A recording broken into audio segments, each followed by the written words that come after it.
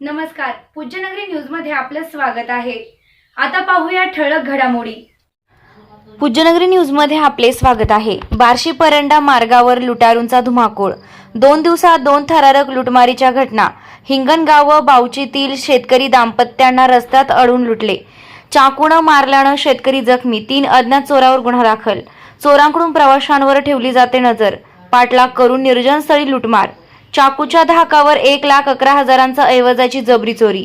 रात्री प्रवास करणाऱ्यांनी सावध राहण्याची गरज। परिसरात भीतीचं वातावरण। आता बातमी विस्ताराने। बार्शी परंडा मार्ग आणि परिसरात लुटारूंची टोळी सक्रिय झाल्याचं चित्र समोर आलं आहे।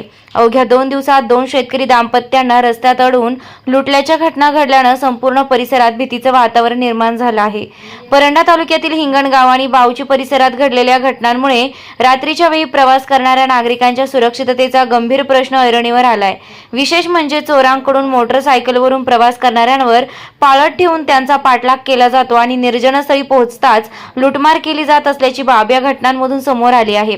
त्यामुळे बार्शी परंडा मार्गावरून रात्री प्रवास करणाऱ्या नागरिकांमध्ये भीतीचं वातावरण निर्माण झालं आहे।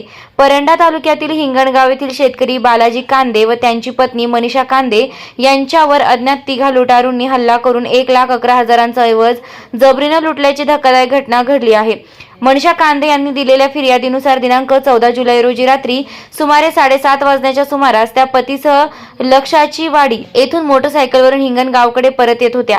त्यावेळी तोंडाला रुमाल बांधलेल्या 3 अज्ञात चोरट्यांनी मोटरसायकलवरून त्यांचा पाठलाग सुरू केला। लक्षाची वाडी हिंगणगाव रस्त्यावर निर्जनस्थळी आल्यावर चोरांनी त्यांची मोटरसायकल आडवी लावल्याने कांदे दाम्पत्य खाली पडले। यावेळी शेतकरी दाम्पत्य खाली पडताच चोरांनी दोघांवर हल्ला चढवला। बालाजी कांदे यांच्या पोटावर चाकूने वार करून त्यांना जखमी करण्यात आलं, तर मनीषा कांदे यांनाही मारहाण केली। तसेच जीवे मारण्याची धमकी देऊन चाकूच्या धाकावर चोरांनी मनीषा कांदे यांच्या गळ्यातील 15 ग्रॅमचे सोन्याचे मंगळसूत्र, 5 ग्रॅमचे सोन्याचे कानातील दागिने, 2 मोबाईल फोन असा एकूण 1,11,000चा ऐवज जबरीनं हिसकावून घटनास्थळावरून पलायन केलंय। 2 लुटमारीच्या घटनांमुळे खळबळ उडाली आहे। सलग घडणाऱ्या घटनांमुळे बार्शी परंडा मार्गावर लुटारूंची टोळी सक्रिय असल्याचा संशय व्यक्त केला जात आहे। या घटनांमुळे रात्रीच्या वेळी मोटरसायकलवरून प्रवास करणारे शेतकरी, व्यापारी आणि नागरिक लक्ष बनत असल्याची भीती व्यक्त होत आहे। आणि मनीषा कांदे यांच्या फिर्यादीवरून बार्शी पोलीस ठाण्यात अज्ञात 3 गुन्हा दाखल करण्यात आला असून आरोपींचा शोध सुरू आहे। त्याचप्रमाणे बावचीतील शेतकरी दाम्पत्य यांना 18 जुलै रोजी रात्री 9 वाजेच्या सुमारास ढगपिंपरी ते बावची रोडवर अडवून लुटमार केल्याची घटना घडल्याची माहिती मिळाली आहे। मात्र या प्रकरणी दुपारपर्यंत परंडा पोलिसात गुन्हा दाखल झालेला नव्हता। बार्शी परंडा मार्गावर वाढत्या लुटमारीच्या घटनांमुळे रात्री पोलीस गस्त वाढून लुटारूंच्या टोळीचा तातडीने पर्दाफाश करून आरोपींना अटक करावी अशी जोरदार मागणी नागरिकांकडून होत आहे।